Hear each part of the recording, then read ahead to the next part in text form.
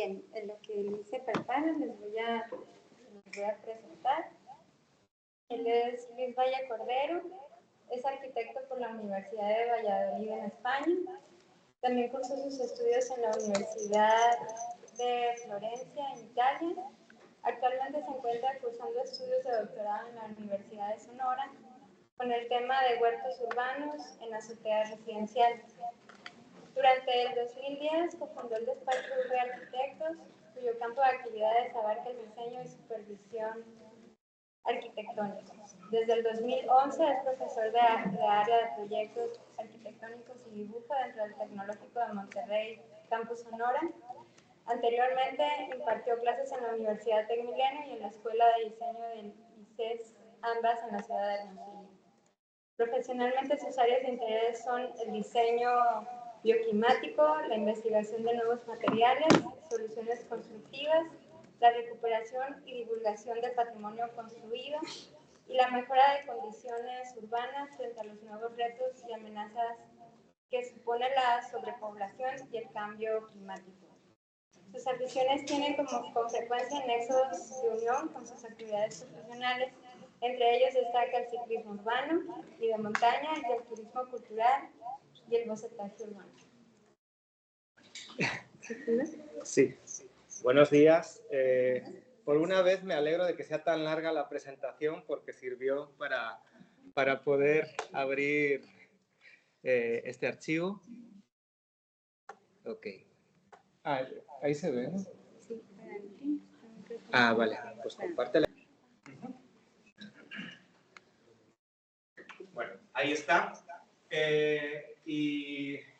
Yo voy a hablarles de huertos urbanos y especialmente relacionar lo que ya conocemos en muchas ocasiones sobre huertos urbanos con los cobeneficios que van asociados a ellos. No solamente, en realidad, cuando investigas un poco sobre el tema te das cuenta de la cantidad de beneficios que tenemos más allá del mero comer productos cultivados por nosotros mismos.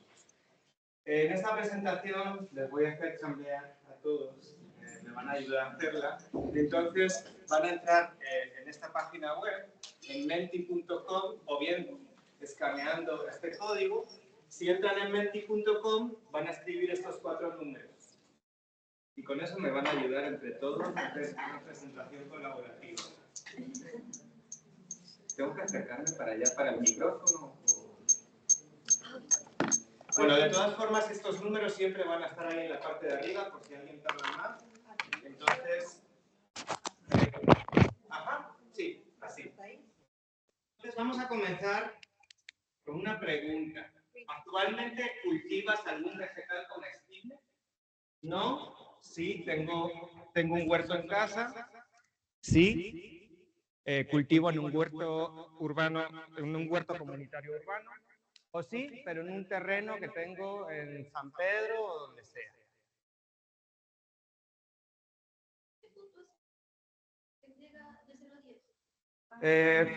Bueno, sí, podía haber sido binario. Yo creo que ahí no me di cuenta. Pero bueno, sí o no. En realidad es una respuesta binaria. Ajá. Así es. Pongan, o sea, la respuesta que consideren, pues pónganla aquí hasta tope. La cuestión es en cuál de estas 4 casillas se consideran, ¿no? Consideran que están. Para ver cómo estamos en cuanto a ciudad, en realidad, ¿no? Ok, la mayoría hasta ahora no cultivan.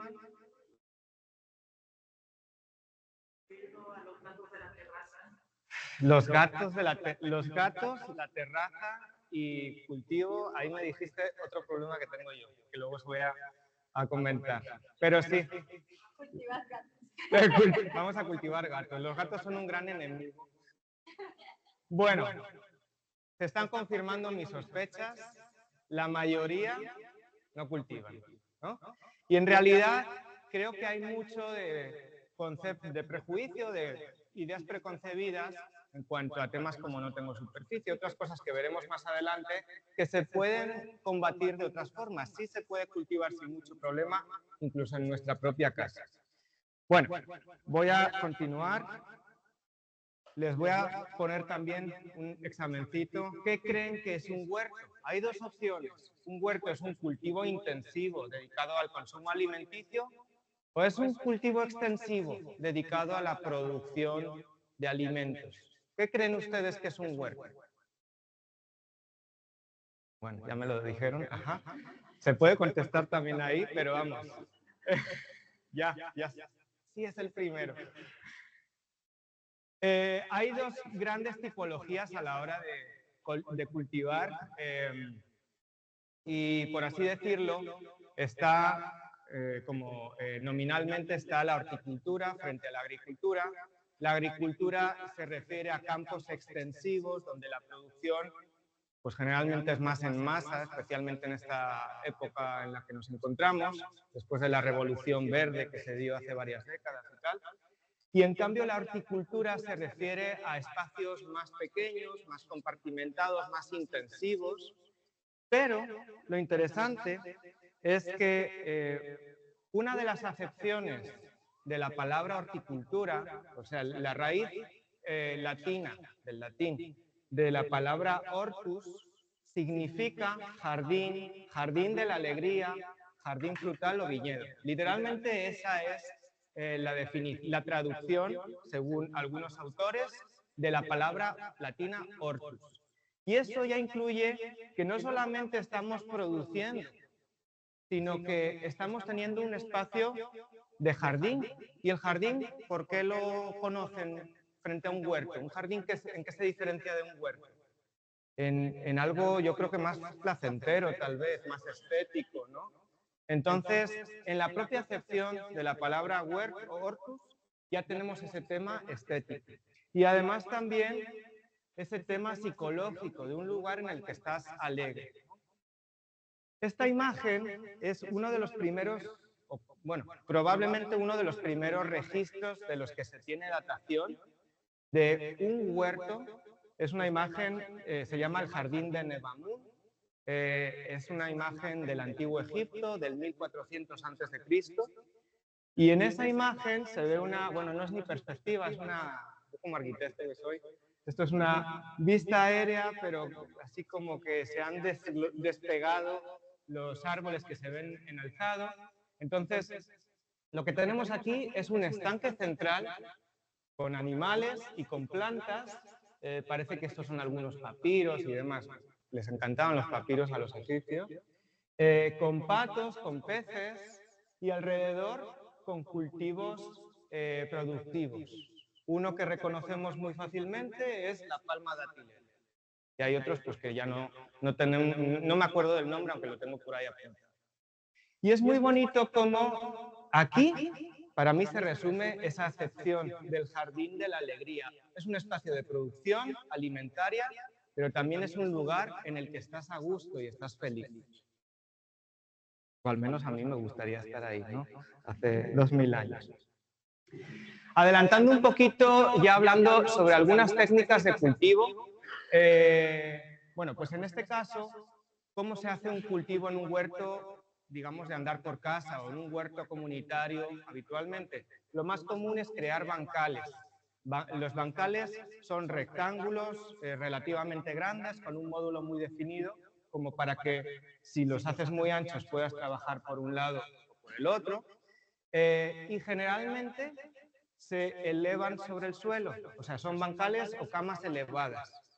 El hecho de que estén elevadas las camas tiene la ventaja de que los hace más manejables para el ser humano. No tienes que andarte agachando y eslomando, sino que están ya a una altura más cómoda.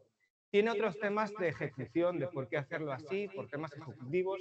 Por ejemplo, en este caso, es un huerto de azotea, que es en lo que yo me estoy enfocando más como investigador. Tenemos la ventaja de que tenemos una losa construida y sobre ella ponemos tierra. Entonces no tenemos que andar escarbando nada, son cosas que se agregan. Pero no es la única forma de hacer un cultivo. De hecho, aquí tenemos el bancal habitual, que se puede hacer en cualquier terreno o incluso en el techo de una casa, o módulos comerciales que elevan un poquito más esa tierra. Es decir, esto puede ser una mesa o un carrito que colocas en cualquier lugar, que tiene una profundidad de tierra y sobre eso puedes cultivar. Y además estos módulos, que suelen ser proyectos de diseño industrial bastante interesantes, pueden proporcionar agregados para protección contra, pues contra las propias condiciones hidrotérmicas del lugar, especialmente del sol, contra insectos, contra plagas y demás, ¿no? Pero hay cosas más sencillas que se pueden hacer, especialmente pensando en casa, que es donde generalmente nos quejamos de que no tenemos espacio donde cultivar, sin embargo es el sitio donde más nos convendría tener cultivos, en nuestra propia casa, para aplicarlos directamente en el mundo. Entonces es muy habitual cultivar en macetas, como suele ser típico en todas las casas, pero bueno, para algunos cultivos como el tomate requerimos macetas más profundas de lo normal, eso sí. También es bastante habitual utilizar contenedores o bien, me encanta esta palabra porque la conocí no hace mucho, guacales, o sea, cajas de fruta. Las cajas estas de aguacates y demás que prácticamente están regaladas en los supermercados, se pueden utilizar por la profundidad que tienen para hacer esos cultivos. Y en casos como, bueno, no sé si aquí aparece o no, cuando tenemos cajas poco profundas, de este estilo, lo que se puede hacer es cortar el fondo de una y se ponen una encima de otra para tener más profundidad. El caso es que no deberíamos tener excusas para encontrar la forma de poder cultivar en nuestra casa. Incluso se puede aplicar la de las abuelitas de si algo se daña, se vuelve maceta. O la sí. El zapatito que ya no le queda al sobrino. De hecho, ahora que lo dices, hay una empresa de Guatemala que me encanta el giro circular que tiene para utilizar agua y quitarnos los garrafones en las casas. Hay una empresa, bueno, no sé si puedo hacer publicidad, que se llama Ecofiltro, que es de Guatemala, no es una multinacional ni nada, y produce unos filtros como de 20 litros, el mío en casa es de 20 litros aproximadamente. Dentro de esos contenedores tiene un filtro de barro, que es una maceta, y es una maceta en la cual en la mezcla se ha utilizado plata coloidal, que es la que neutraliza la vidita esa que nos enferma, y tiene no recuerdo qué otra cosa en la mezcla. Entonces, durante 2 años, esa maceta sirve para filtrar agua. Echas agua por arriba y por el barro va filtrándose el agua que se puede beber. Después de esos 2 años hay que comprar otro filtro, otra maceta de barro. Pero esa maceta ya queda como maceta. Eso ya lo puedes reutilizar como maceta. Entonces, con creatividad se pueden lograr ese tipo de circularidades y reducir los desechos, que es algo muy interesante. Bueno, retomando el tema, si el problema es la tierra, no tengo tierra, no quiero tener tierra en casa, pesa mucho, me da otros problemas. Hay otras soluciones más tecnológicas, que son los cultivos sin suelo, hidropónicos, que permiten, llegando al extremo, tener dentro de casa un cultivo. ¿Cómo funciona esto?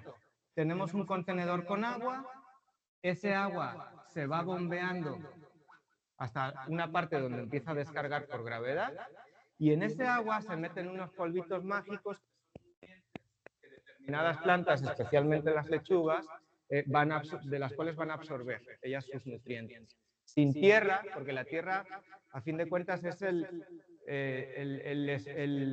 ¿cómo se diría? Bueno, el sustrato, sí, es el sustrato en el que se contienen los nutrientes que finalmente recogen las plantas para su crecimiento. Entonces, puede quitarse ese sustrato y mantenerse los nutrientes. Y el sistema tiene sus ventajas y sus inconvenientes. Esto no es la quinta maravilla o la 10ª maravilla de la antigüedad, pero puede ser que nos quite el tema ese de tener mucha tierra, de tener mucho sobrepeso. El caso es quitar las excusas como para producir.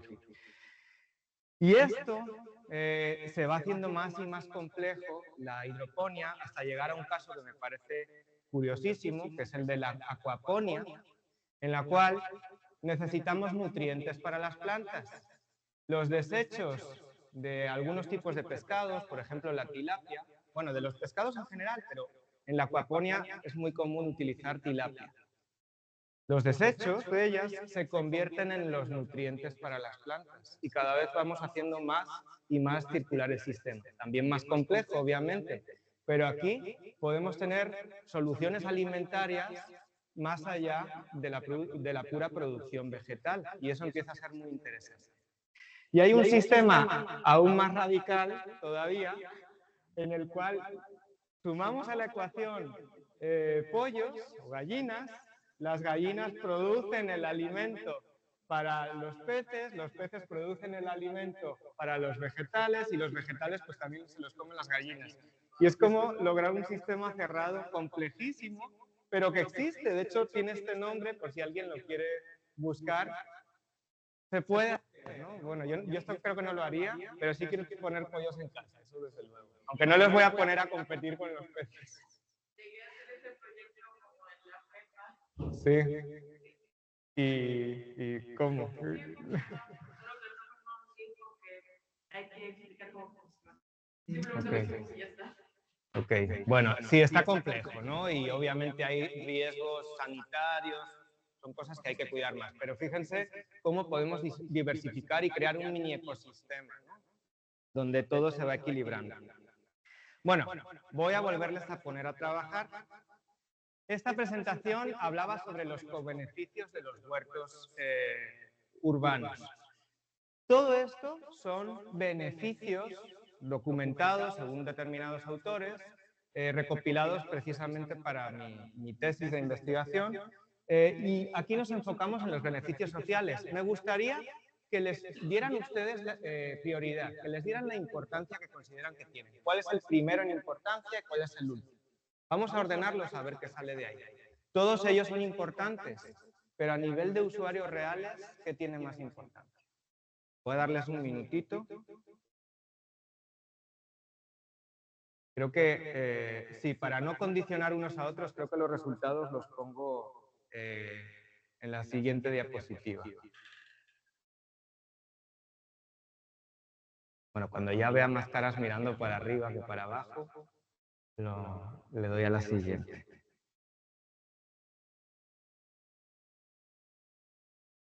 Ok, ya va.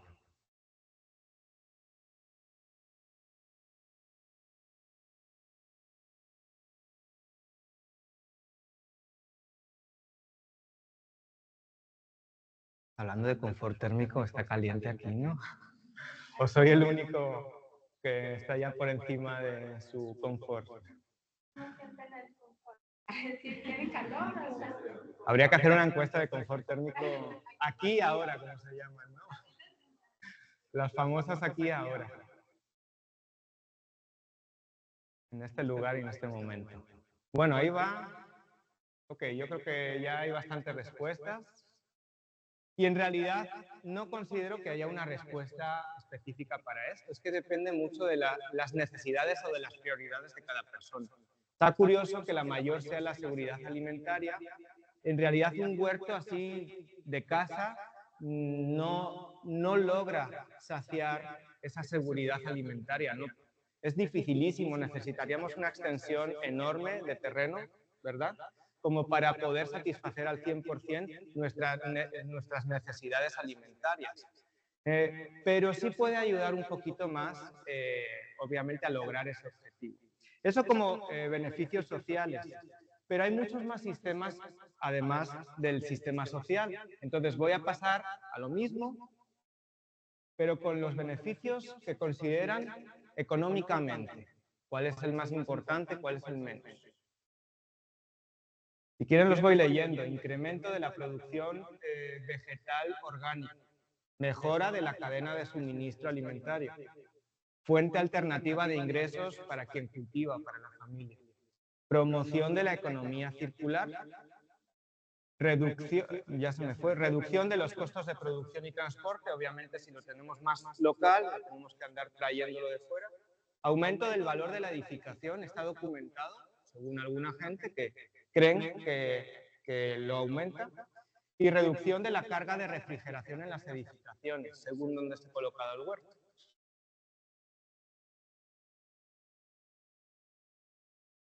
Okay. Bueno, parece muy evidente, sí, que pues obviamente tenemos más producción, más lugares donde producir. Y eso también está interesante hablando de la palabra de moda quizá de la década, que es resiliencia, o vamos, yo creo que es de las más, ¿no? De las top. Entonces, el tener un poco más de descentralización nos hace más resilientes en cualquier tipo de crisis. Por ejemplo, la que ya casi no recordamos de la pandemia, pues el tener en tu casa algunas cositas te hace batallar menos, por ejemplo, ¿no? Y quién sabe qué otro tipo de crisis de ese estilo nos vengan llegando.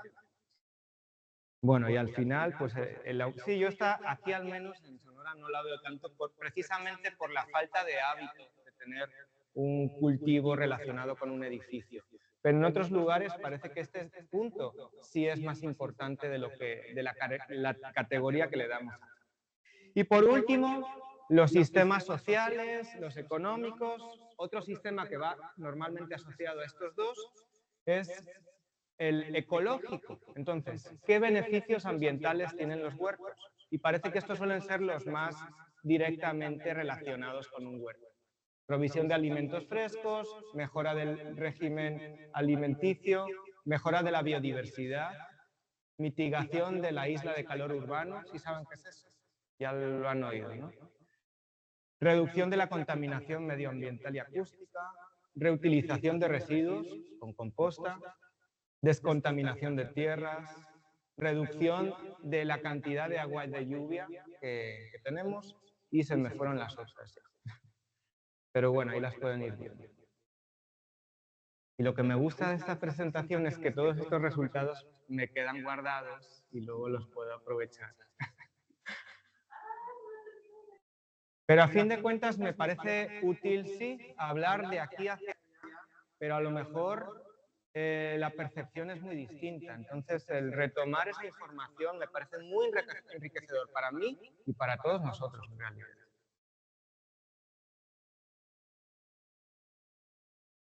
Mejora de la biodiversidad, ahí está, y obviamente, pues sí, las dos más obvias. ¿Habían pensado en alguno de estos cobeneficios o no se les habían ocurrido? ¿Hay alguno que no se les hubiera ocurrido? La acústica. Sí, pues es una barrera más. Es como, no es tan fuerte como poner, según que, un muro de concreto, pero lo frondoso de todo un huerto, de un árbol, sí reducen la contaminación acústica. Y de hecho es muy habitual en grandes bulevares donde hay coches y personas caminando, la separación con vegetación para reducir no solo la vista, sino ese tema de reducir el ruido. Ok, bueno, pues ya quedamos ahí con las más evidentes primero, pero como les digo, todos ellos son beneficios en realidad. La importancia la define cada uno en sus necesidades particulares o sus expectativas. Bueno, ya para ir cerrando, no sé cómo voy de tiempo, pero aquí vengo a hacer publicidad, o como algunos literatos yo vengo a hablar de mi libro.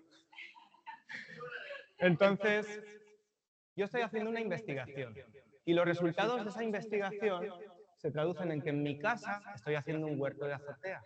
Esta es mi casa, este es el huerto de azotea, se lo presento. Se compone de 5 módulos de cultivo, 1, 2, 3, 4, 5. Cada uno de ellos tiene 3 metros de largo y en cada módulo, por ambos lados, hay cajas de cultivo. Aproximadamente la superficie total de sombra sobre el cultivo son aproximadamente 40 metros cuadrados. De esos 40 metros cuadrados, la mitad está hecha con paneles fotovoltaicos, es un sistema que se llama agrovoltaico, y la otra mitad es una malla sombra de cultivo. Las mallas sombras normales aquí son del 90%, generalmente por el calorón que hace. Esta es del 50%, porque las plantas necesitan luz, de todas formas, para poder crecer. Si quieren ver cómo se va desarrollando tanto la investigación como otros temas de vida sostenible en la casa, aquí ya los voy poniendo y poco a poco los voy a estar alimentando más durante este año. Es una página de Instagram, se llama Casanova Sonora, así es como se llama el proyecto. Bueno, y en este proyecto pasamos del dibujo a lo que ya es la realidad. Esta es la casa, está aquí en la colonia Modelo, Y bueno, tiene otros temas. Aquí está la calle, esta es la Garmendia, esta es la Aguascalientes en la esquina. Aquí se ven otras cosas que hace 3 años tampoco había. Hay toda una línea de palo verde, hay una infraestructura verde ahí que tiene 3 años de antigüedad, bueno, 4 años ya de antigüedad. No existía, antes era banqueta horrible, se está generando todo eso. Pero bueno, el tema de la investigación es ese. ¿Vale? Ya no se ve tan perfecto, tan bonito, pero es real. Y eso tiene otro valor mucho mayor que la simulación, ¿no? Aquí tenemos, visto en planta, cómo se está planteando colocar los cultivos. Todavía no llego a esta situación, en parte, porque ya tengo cultivados todos estos módulos. Este está a la mitad, porque todavía no acabo de subir toda la tierra, es mucho trabajo. Este todavía también está empezándose. Y también por otros temas, yo también soy un aprendiz de horticultor. Estoy empezando, estoy batallando. La temporada pasada no se me dieron los germinados que pretendía cultivar, que pretendía hacer crecer aquí. Entonces, los colores estos se pretende que sean distintos tipos de cultivos que en cada temporada se van a ir rotando. Es una forma de asociar cultivos para que los nutrientes que quita uno del suelo, el siguiente cultivo se los devuelve al suelo. ¿Sí? Entonces, este es el sistema ideal que en algún momento pretendo alcanzar y esa rotación se hace con lo rojo, que son cultivos de fruto, lo verde, cultivos de hoja, lo marrón, cultivos de raíz, zanahorias, por ejemplo. Algo que crece hacia abajo, bajo tierra. Cultivos regeneradores, por ejemplo, las leguminosas, que le meten nitrógeno al suelo. Y otras que pueden ayudar por otros temas en el huerto, que son las plantas aromáticas, temporales, que por olor puedan evitar que entren plagas. Teóricamente, porque la albahaca repele plagas y tengo las albahacas a tope de pulgón. Entonces, bueno, de la teoría a la práctica, pero la gracia es esa, ¿no? Probarlo, no quedarnos en la teoría. Y cada temporada, cada medio año, ir cambiándolas. Por eso las tengo agrupadas de esta forma, para que sea relativamente cómodo y ordenado ir constantemente haciendo esa rotación. Bueno, todos estos son cultivos que ya existen y precisamente en una presentación de avances de la investigación que tuvimos hace aproximadamente un mes con el doctor Ochoa, pues me limité a sacar la lista de la cantidad de cosas distintas que tenía y me salieron 15 especies distintas y hasta yo me sorprendí porque parecía que no tenía tantas. Entonces, no todas están produciendo todavía. Por ejemplo, sí estoy tomando tomates, albahaca, acelga, muchísima, lechuga. Bueno, no veo la lechuga, de hecho entonces 16, no veo la lechuga.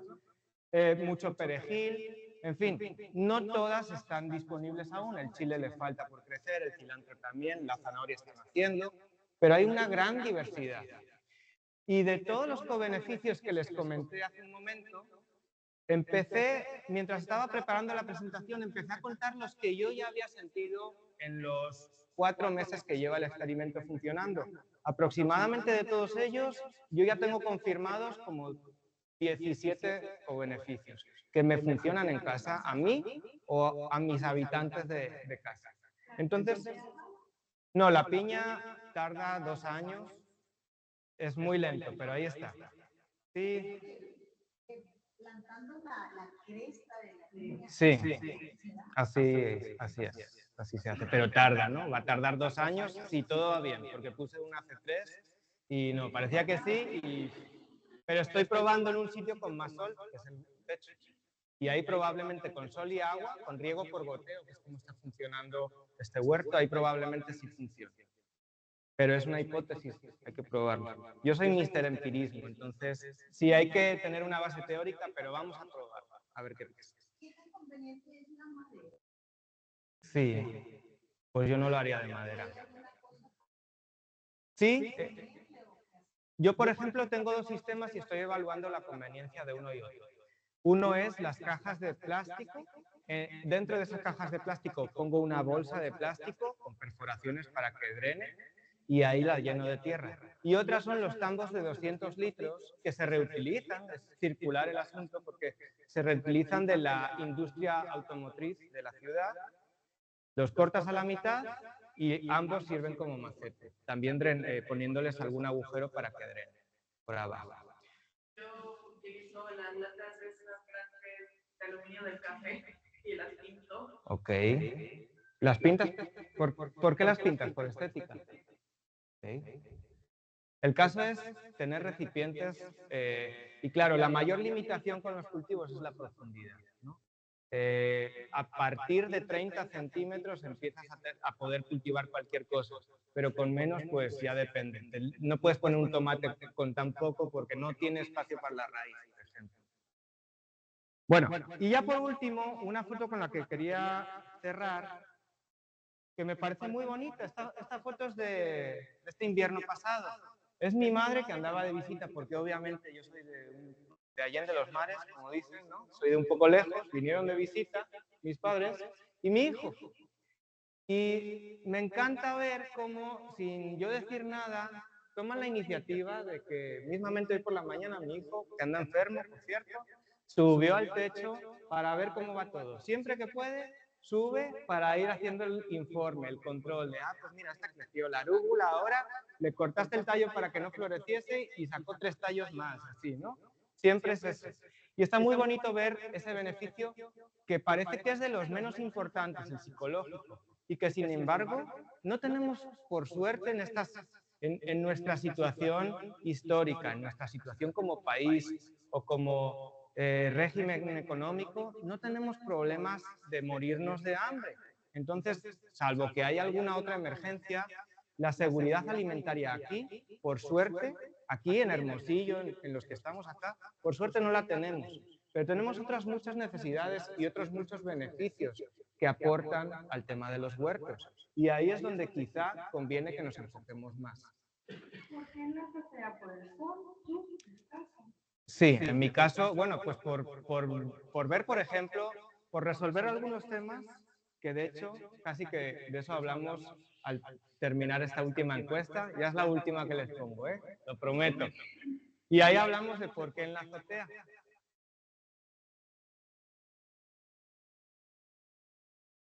A esa mitad que no ha cultivado hasta ahora, o a todos, suponiendo que lo que tengan es poco espacio de cultivo comparado con lo que podría ser un huerto mayor. ¿Qué es lo que les ha limitado o les está limitando actualmente?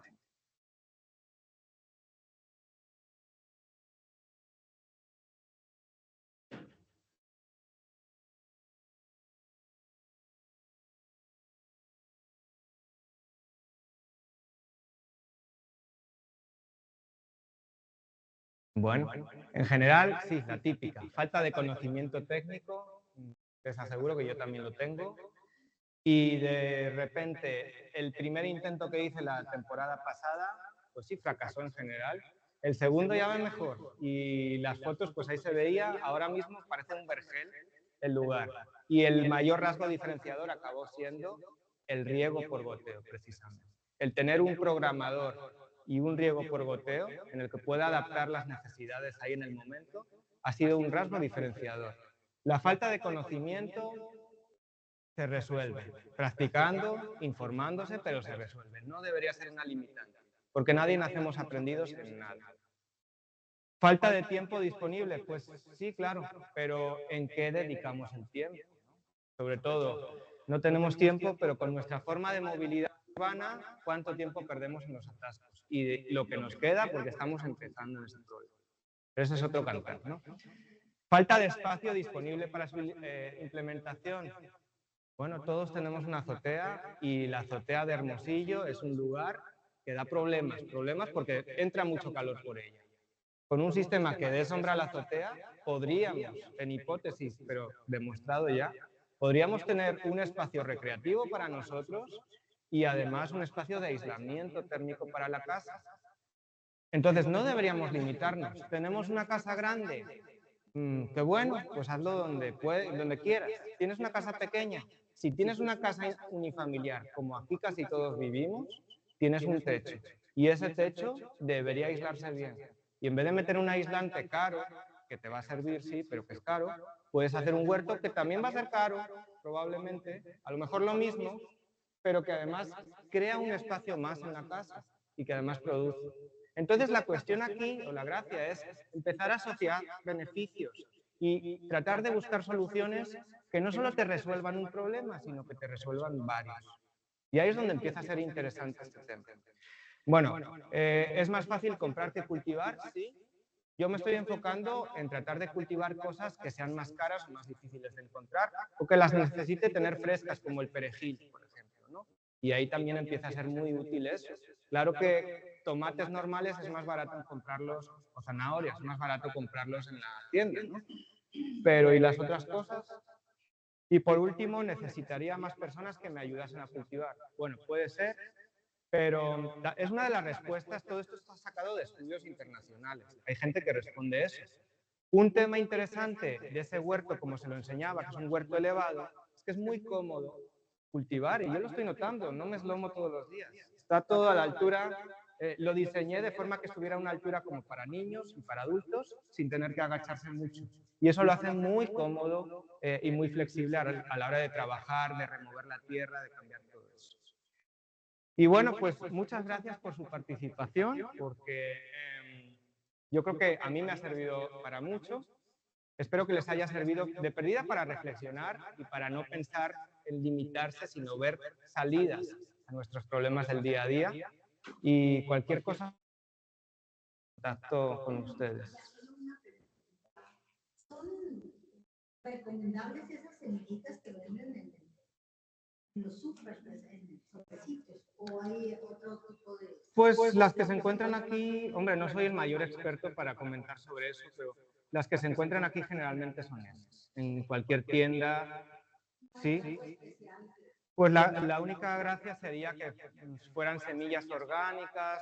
Hay lugares, pero es más difícil encontrarlos aquí. Y en realidad esas semillas, vengan como vengan, tienen un tratamiento antihongos, que es la capita esa roja que tienen por fuera. En el momento en que esa planta crece y sacas semillas de ella, pues ya tienes tus propias semillas con las que cultivar de forma más económica o más orgánica también. Ok. Digo, porque yo lo compré con identidad. Digo, ya lo saco, veo que son las tapaderitas. Oh, está bien saberlo también. Bueno, pues hay mucho de regeneración, sí.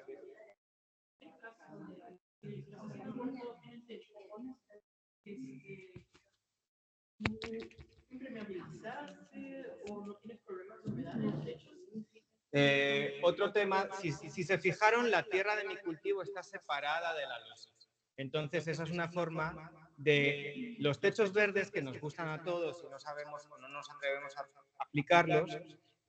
Tienen unos problemas los techos verdes. Uno es la humedad y otro son las raíces que van atravesando la losa. Yo estoy separando la tierra y las raíces de la losa. Entonces, si hay problemas de humedad, puede impermeabilizar en cualquier momento sin separar la tierra. Las raíces no van a llegar a ser un problema nuevo.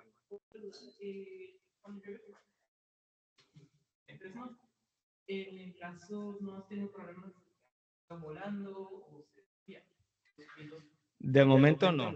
Se hizo un diseño tratando de resistir vientos.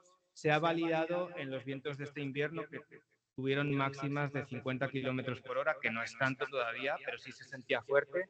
Y la estructura de momento funciona muy bien. La estructura es una estructura metálica galvanizada y en el momento en que se llena de tierra, cada cama de cultivo tiene creo que 1 o 2 toneladas de peso. Entonces, ese sobrepeso que tienen es lo que hace que se asienten.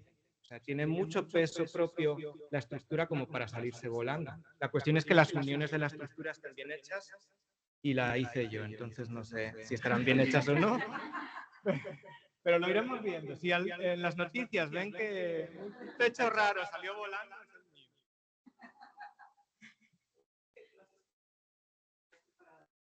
el peso en lugar de la estructura que... Sí, así es. Es que hay muchas hipótesis ahí y todas las he ido uniendo y me gusta que intuitivamente ya las vais sacando. El mero hecho de levantar las camas de cultivo y ponerlas como en esas mesas de 3 metros de alto fueron para no poner el peso en el centro de la losa. De tal forma que yo estoy pretendiendo que estas estructuras se puedan poner en cualquier casa normal de aquí, que no esté pensada para eso, con que estén apoyadas cerca de los muros, ni siquiera cerca de los muros de la casa, los muros de carga, ¿no? Con eso, las casas de aquí lo vemos en todo fraccionamiento, aunque no estén preparadas para un segundo piso, muchas veces se les eleva ese segundo piso y la casa no se hunde, o sea, no es frecuente que haya casos en los que la cimentación se hunda. Entonces, que no nos limite es que la casa y la losa no están preparadas para eso. Vamos a llevar el peso al perímetro. Y eso va resolviendo otros problemas, como el de la impermeabilización también. ¿No? ¿Tenías otra? Era lo del peso. Ah, Gracias. pues eso. Bueno, muchas gracias.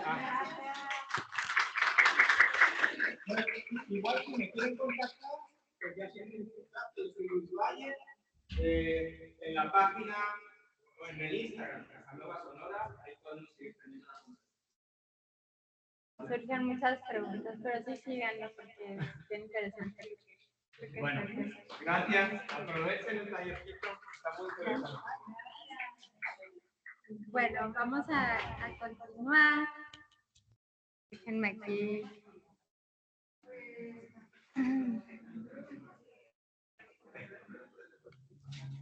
Bien.